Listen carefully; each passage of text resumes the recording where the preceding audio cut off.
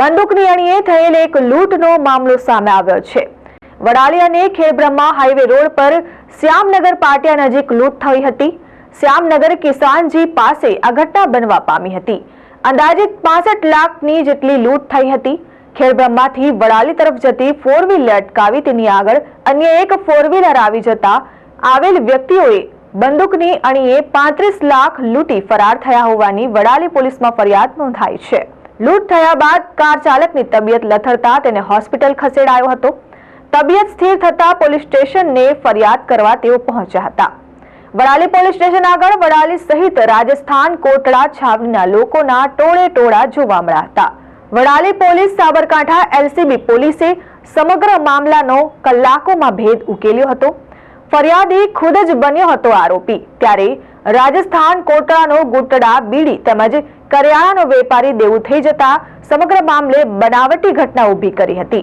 સમગ્ર મામલે તપાસ કરતા મામલો સામે આવ્યો હતો અને વડાલી પોલીસે વધુ તપાસ હાથ ધરી હતી। વડાલીથી ખેડબ્રહ્મા વચ્ચે શ્યામનગર પાસે મુસ્તાક ખાન કરીને વ્યક્તિ પોતાના 2 વ્હીલર ગાડીમાં ડ્રાઈવર સાથે 65 લાખ રૂપિયા લઈને હિંમતનગર તરફ જતા હતા અને ત્યાં બંદૂકની અણીએ એમને લૂંટી લેવામાં આવ્યા એ બાબતની એક જાહેરાત એમણે કરેલી હતી। જે અનુસંધાને તાત્કાલિક અમારી વડાલી પોલીસ સ્ટેશનની ટીમ, ખેડબ્રહ્મા ખેરોજ પોલીસ સ્ટેશનની ટીમો તથા લોકલ ક્રાઇમ બ્રાન્ચ અને એસઓજીની ટીમો એની તપાસમાં લાગેલી હતી।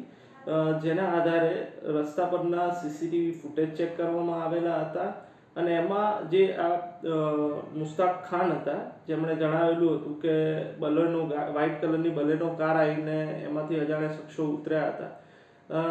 એ પ્રકારની કોઈ તથ્ય જણાતું ન હોય, જેથી આ જે મુસ્તાક ખાન છે એમને પોલીસ સ્ટેશન લાવીને ઊંડાણપૂર્વક પૂછપરછ કરતા એવું ધ્યાન પર આવેલું હોય કે તેઓ પોતે આર્થિક ભીસમાં હતા અને એના માટે થઈને લોકો જેની પાસેથી એમણે ઉધાર પૈસા લીધેલા હતા, જેમનું પેમેન્ટ એમને ચૂકવવાનું બાકી હતું, એ ઉઘરાણી ના કરે એના માટે થઈને તેઓએ આ પ્રકારનું લૂંટનો ખોટો બનાવ ઉપજાવી કાઢેલો હતો।